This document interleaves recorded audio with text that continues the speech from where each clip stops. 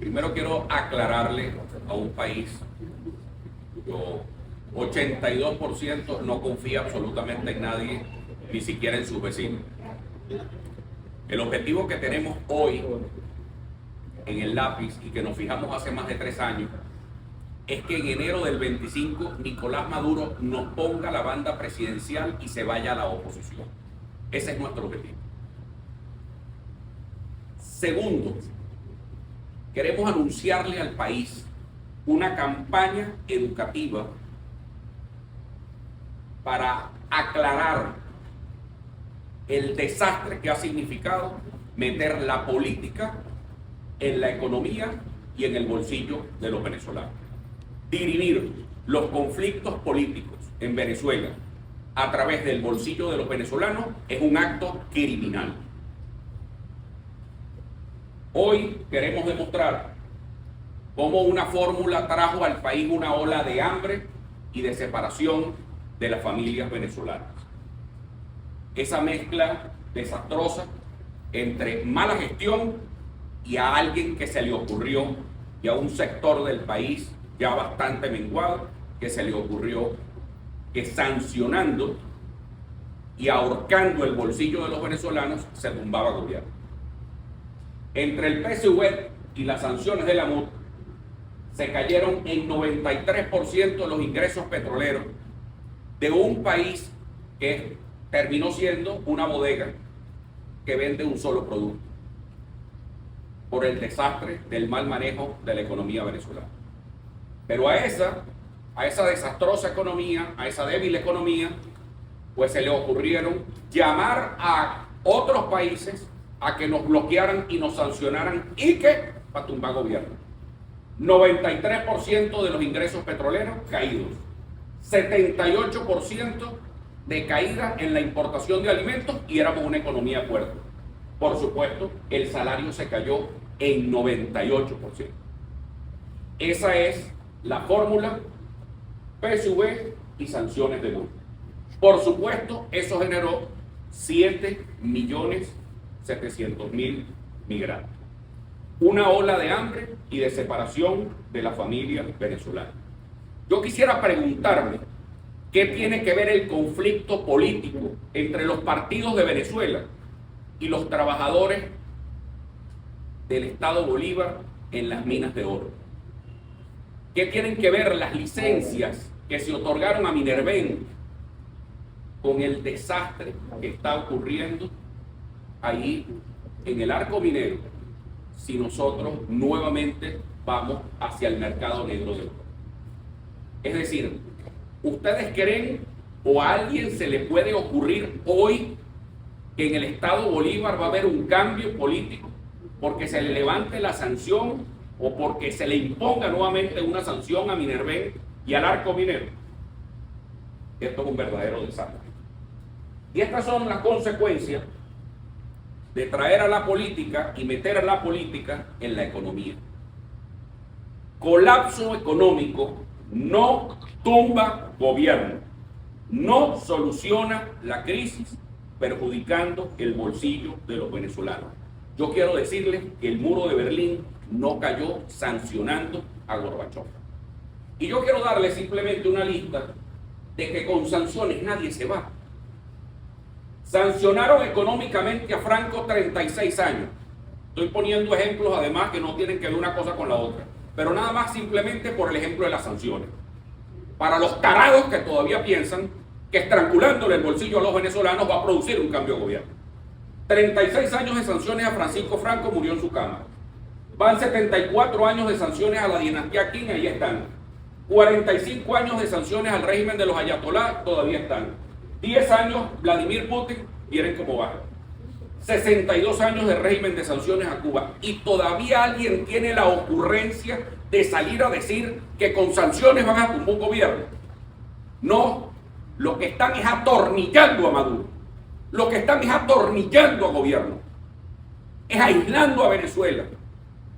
Pero es que no les duele el bolsillo de los venezolanos, ¿vale? Es el impacto. ¿Hay algún cambio o no?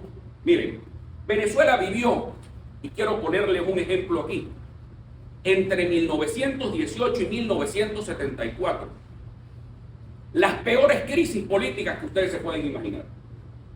Ustedes durante estos años, durante 56 años, Venezuela vivió 15 presidentes, un presidente muerto en funciones, hubo un magnicidio, 4 golpes de Estado, 6 constituciones y la inflación jamás subió del 1,5%.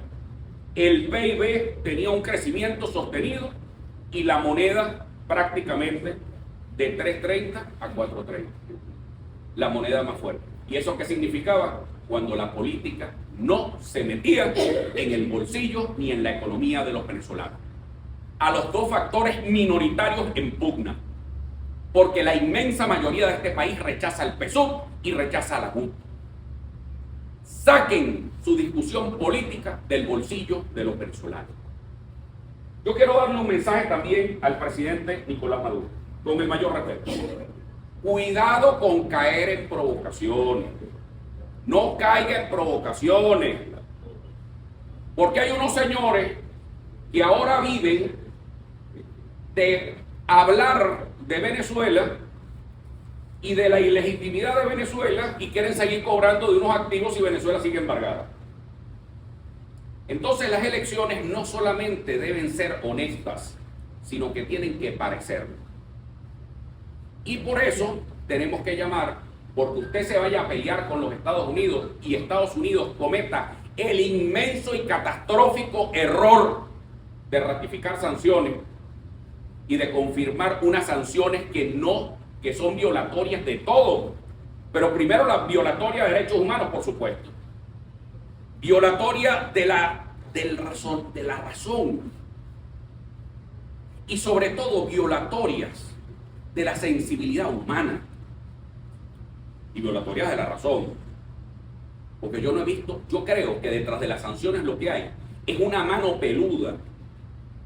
Una mano peluda que es promoviendo economías ilegales y mercados negros. Porque detrás de las sanciones va eso. Cámbiame la... Esto es lo que tenemos que hacer nosotros en Venezuela.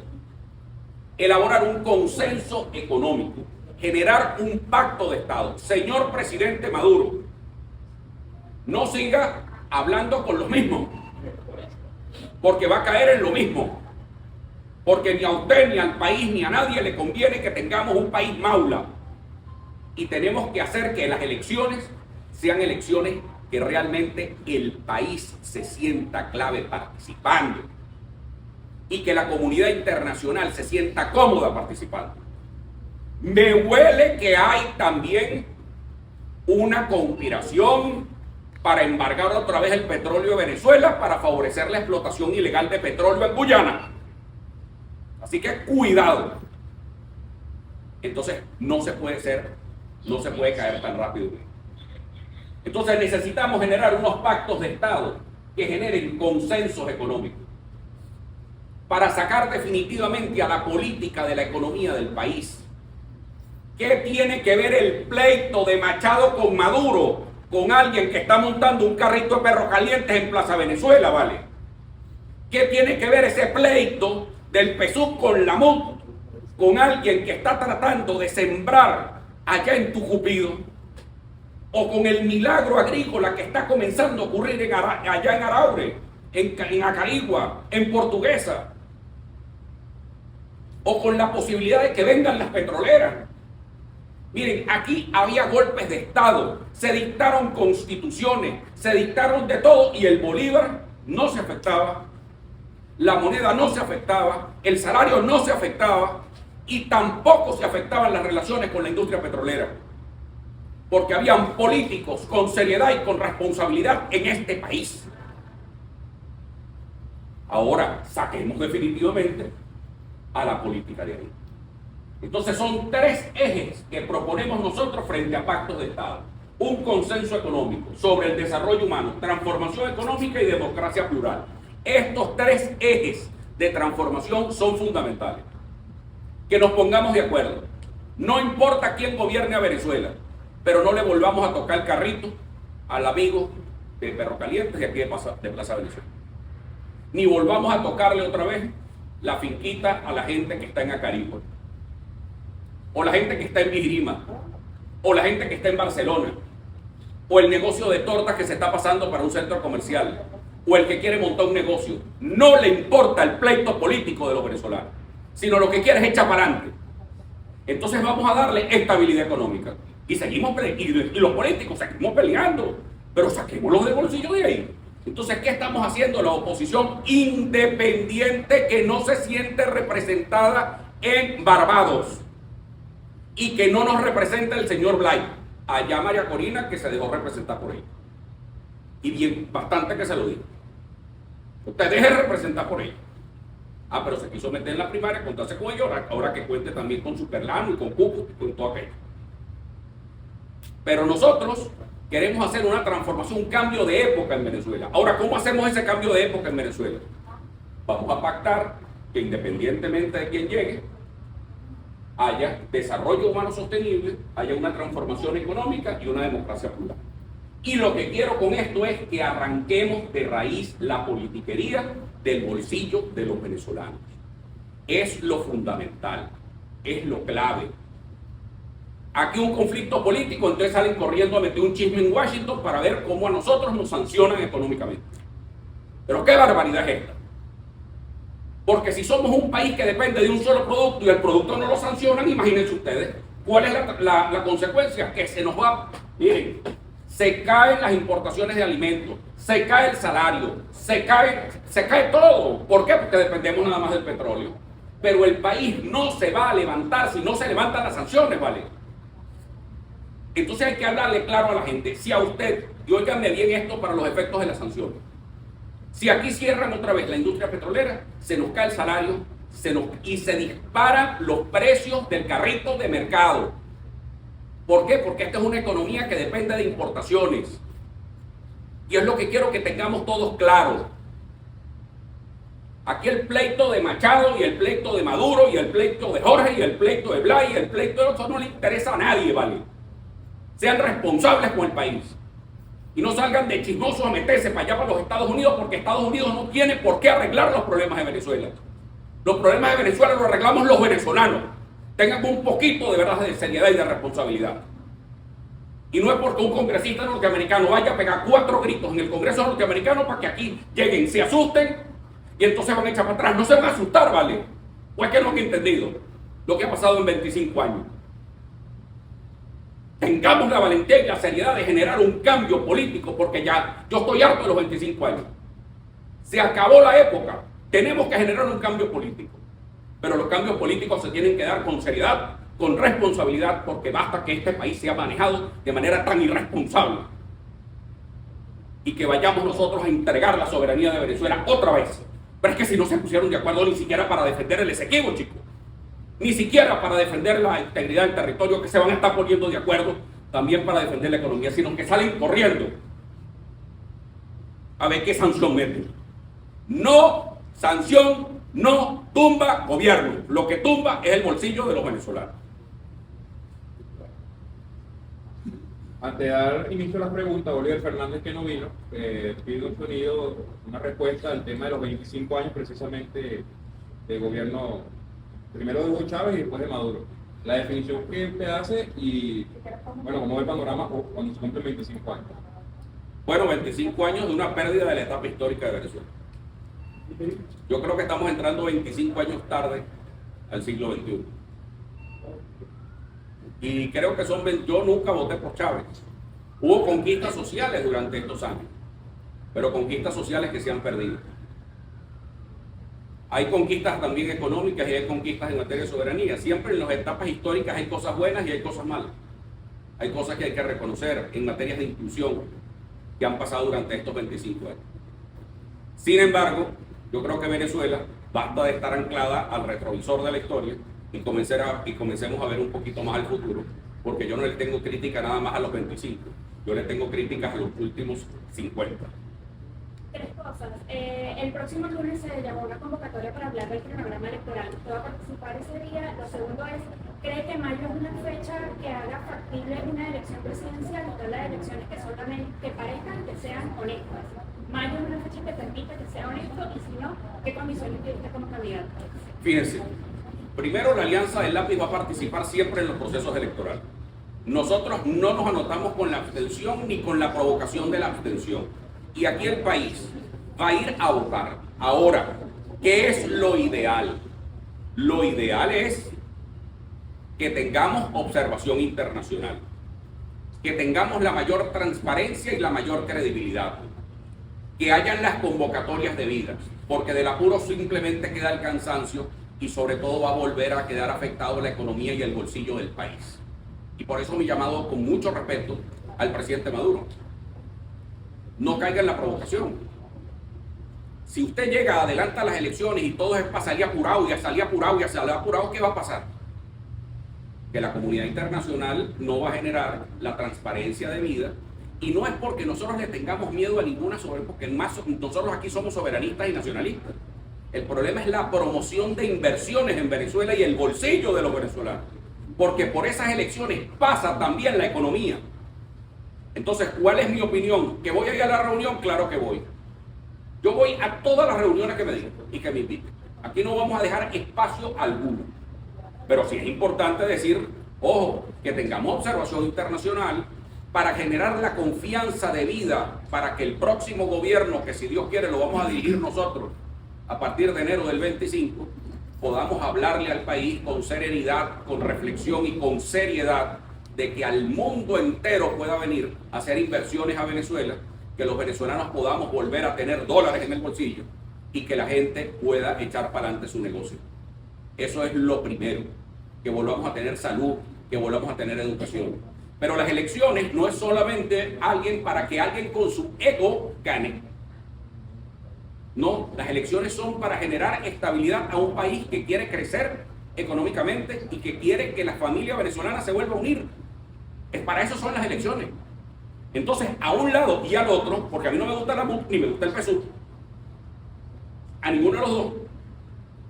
Como no me gusta ninguno de los dos, se los digo. Elecciones, claro que tienen que haber elecciones. Abstención, más nunca.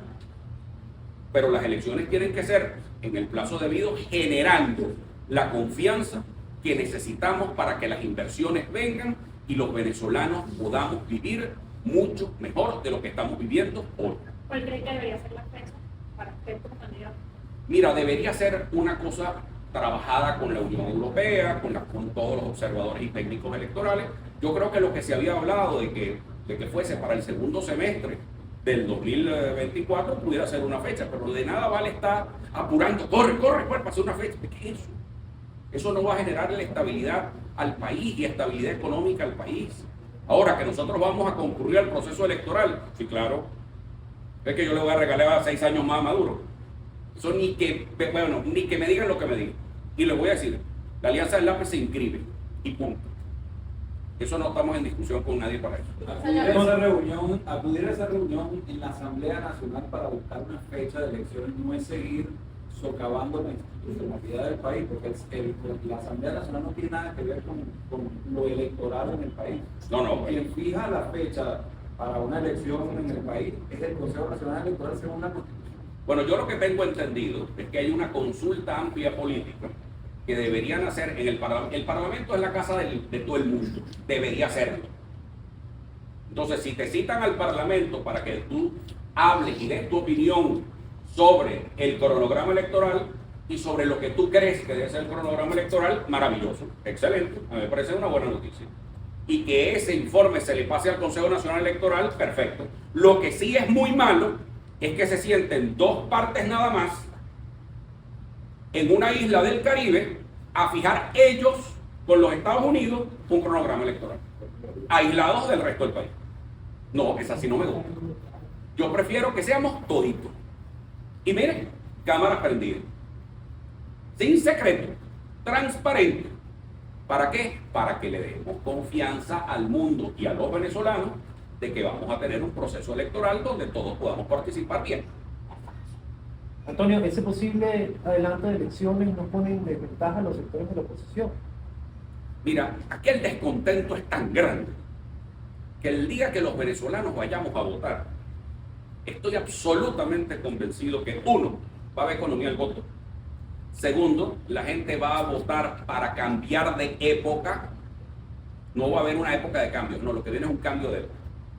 Y los venezolanos van a votar, sea cuando sea. Lo más importante es que le demos confianza al mundo para que el bolsillo de los venezolanos no vuelva a ser afectado por los conflictos partidistas ni políticos. Eso es lo importante. ¿La Alianza del Lápiz va a llevar una propuesta a este diálogo en la Asamblea Nacional el día de lunes? Absolutamente. Pero es que además nuestra propuesta la estamos haciendo desde ya. Uno, que protejamos el bolsillo de los venezolanos del cronograma electoral también. Esa es la primera propuesta de todas, que son los consensos económicos. Que las elecciones no vayan a perturbarle el bolsillo a la gente, porque ya han pasado demasiado trabajo y Venezuela ha sufrido demasiado como para estar perturbando otra vez el asunto. Para que se enrede otra vez entre la peleadera, vamos a adelantar las elecciones, saquemos la cosa de los empujones y saquemos y vamos a buscar sanciones y vamos a buscar cosas. ¿Y quiénes pagan los platos rotos? Maduro, no niños. Lo que vamos a pasar trabajo son el resto de los venezolanos. Entonces, lo que hoy tenemos que hacer es llevar un proceso electoral con sensatez, con responsabilidad, con criterio soberanista, con criterio nacional y que pueda generar la mayor confianza en el mundo. Si la reunión se da ahí, perfecto. Y si el Parlamento está haciendo una jornada de consulta para pasárselo al Consejo Nacional Electoral, que es quien fija las elecciones, porque yo me imagino que eso no va a ser una cosa asamblearia donde ahí vamos a acordar entre todos una fecha electoral, no señor. Eso es una jornada de consulta para que se respete la Constitución y eso, la Asamblea Nacional está en sus potestades constitucionales de llamar a quien sea. Yo sería el presidente del Parlamento y haría lo mismo. Fuese el presidente de la República en este momento y haría exactamente lo mismo. ¿Qué haría yo? Bueno, abro una consulta nacional a ver. ¿Por qué? Porque aquí hay una falla de ley. Una falla de ley que los venezolanos no tenemos certidumbre de la fecha de una elección. Los venezolanos deberíamos saber cuándo son las elecciones de los próximos 50 años. Es decir, es el primer domingo de diciembre de cada año electoral. Ah, bueno, está bien, y ya lo sabemos. Eso es certidumbre. Eso es lo correcto. Pero aquí no puede haber un vaivén de fecha de elecciones para ver cómo es el asunto, ¿no? Seriedad y responsabilidad. Y además, responsabilidad le exige la Alianza del Lápiz a los poderes públicos para que podamos tener un proceso electoral confiable para el mundo, no solamente para nosotros, para el mundo, para que se puedan seguir impulsando las inversiones necesarias para que el bolsillo de los venezolanos comience a recuperarse. Puede ser observación, lo que se refiere a la parte de la observación internacional, tomando en consideración que hay mucha gente que pide sanciones, que no quiere que los organismos internacionales vengan a observar la parte de las elecciones. ¿Cuáles organismos podrían venir acá en su opinión? Bueno, fíjate, la observación electoral de la Unión Europea a mí me parece clave. Además, el presidente de la Unión Europea es Pedro Sánchez. Pero yo siento que aquí, por ejemplo, aquí tienen que venir observación internacional, por ejemplo, de Brasil, tiene que venir. Y tienen que venir observaciones internacionales de todo el mundo. Eso no tiene problema. Y ya la Unión Europea vino para las elecciones regionales del 2021. No vayamos a estar echando para atrás el asunto. Porque la observación electoral de la Unión Europea creo que es muy importante de Naciones Unidas a los efectos, pues nadie está pidiendo más sanciones. Ni están sancionando económicamente al país, la Unión Europea. Entonces yo lo que creo es que la Unión Europea es un elemento clave para que forme igual la Unión de Países Africanos, es decir, mientras mejor, el que quiera venir que venga. Nosotros también traeremos invitados internacionales al proceso, como candidato me toca, entonces traeremos también invitados observadores al proceso. Miren, mientras más transparente sea, mejor para el bolsillo de los venezolanos. Nuevamente, aquí miren, se murió Gómez, llegó López Contreras, llegó Medina, tumbaron a Medina, llegó Pérez Jiménez, llegó Betancur. Aquí tumbaban gobierno y aquí nadie se le hacía nada. Cambiaban las constituciones. Miren, hubo 5, 6 constituciones en 50 años, 56 años, 6 constituciones. Y el bolsillo de los venezolanos no. Pero de los últimos 50 años para acá, porque es que yo no meto los 25, porque los 25 años, por cierto, los 25 años que hoy estamos padeciendo es consecuencia de los 25 anteriores, porque aquí no estábamos en Suecia ni en Suiza en el 98. Entonces, mi crítica y la crítica de la Alianza del Lápiz, que ustedes saben de dónde viene, es que hay que comparar los primeros 56 años con los últimos 50. ¿Y cuál es la diferencia entre los primeros 56 y los últimos 50? Que la politiquería se metió en la economía. Y ahí está la diferencia. Y eso es lo que el Lápiz quiere hacer. Que la economía la saquemos y al venezolano la saquemos del debate politiquero. En el caso de las sanciones, Jorge Rodríguez avisoraba un posible nuevo referente consultivo en torno a las sanciones y el bloqueo. ¿Su opinión en torno a eso? Mire, yo creo que está bueno ya la creatividad. Este año lo que hay son elecciones presidenciales. Eso sí, nosotros vamos a salir por Venezuela a hablar de lo grave que es meter a la política en la economía. Porque lo que hizo la MUD y estar metiéndose con el bolsillo de los venezolanos para solventar el problema político que ellos tienen es muy grave. Que se haya generado aquí una sanción, además, porque se inhabilita o porque se acuerda o no se acuerda una medida en un lado o en Barbados, eso es una irresponsabilidad. Y más aún cuando se firma un acuerdo, bueno, porque lo firmó un constitucionalista, que yo sé, pero es que lo que pasa, que yo, mire, yo les confieso, voy a comenzar, disculpen, secretario general, que me saque es que me provoca decir, no me voy a callar. Es que no puede ser que un abogado constitucionalista como Gerardo Blay vaya a firmar un acuerdo donde dice, pues aquí está, mire usted, dígame, ¿qué se acordó en Barbados? Impugnar las resoluciones, pero no se acordó en Barbados atacar la inconstitucionalidad de que el Contralor General de la República está inhabilitando gente por juicio sumario. ¿Y de quién es la responsabilidad? Pues por eso es que yo se lo dije a María Corina, no te metas ahí, porque a mí no me representa Blay, ni al Lápiz tampoco. Entonces esto que está aquí, ¿qué es? Una firma de un acuerdo donde le dicen, eso es como que si usted tiene una multa, a usted le pusieron una multa por comerse un semáforo. El señor se comió un semáforo, pero usted va y ataca la resolución. Eso es lo que pasó. Pero aquí no estamos hablando del fondo del problema. El fondo del problema es que el artículo 105 de la Ley Orgánica de la Contraloría General de la República y del Sistema Nacional de Control Fiscal es inconstitucional. Ahora, eso no lo firmaron en Barbados. Ahora, déjeme decirle, en mi gobierno yo voy a promover como presidente de la República la reforma a la Ley Orgánica de la Contraloría General de la República para quitar esto de ahí. Porque déjenme decirles algo. ¿Cómo ha servido ese artículo para que la MUD también cometa sus asesinatos políticos dentro de la propia oposición? Porque el artículo 105 de la Ley Orgánica de la Contraloría General de la República sirvió para matar políticamente a Enrique Mendoza, para poner a Enrique Capriles de candidato a gobernador de Miranda, o es que se les olvidó. Para que utilizaron el 105 también para inhabilitar a Leopoldo López para que fuera Antonio Ledesma alcalde metropolitano de Caracas. Y hay nadie callado. ¿Alguien impugnó? No. Y luego, señor, creo que fue Barreto Sira estaba inhabilitado y beneficiario Gustavo Marcano en Anzoátegui. Ah, y por cierto, el doctor Blay, el señor Blay, fue beneficiario también porque de una inhabilitación a David Uzcategui, él fue alcalde del municipio de Baruta. Entonces a mí me extraña que un señor que estaba defendiendo una candidatura supuestamente electa en primaria, me extraña que vaya a Barbados, firme esto y no ataque la constitucionalidad, porque no está diciendo nada.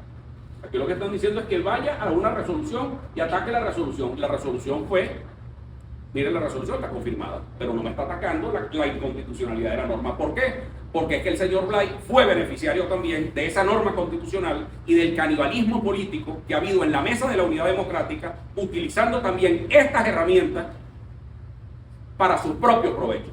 Porque Gerardo Blay no hubiese podido ser alcalde de Baruta más nunca, o Enrique Capriles hubiese sido jamás gobernador de Miranda ni candidato presidencial, si no es porque inhabilitan a Enrique Mendoza como gobernador de Miranda. Así que no me vengan con la payasada ahora, ni me vengan a decir que es que ahora que están defendiendo a María Corina Machado. Eso es mentira, no están defendiendo a María Corina Machado. A María Corina Machado la inhabilitaron hace rato en la propia multa.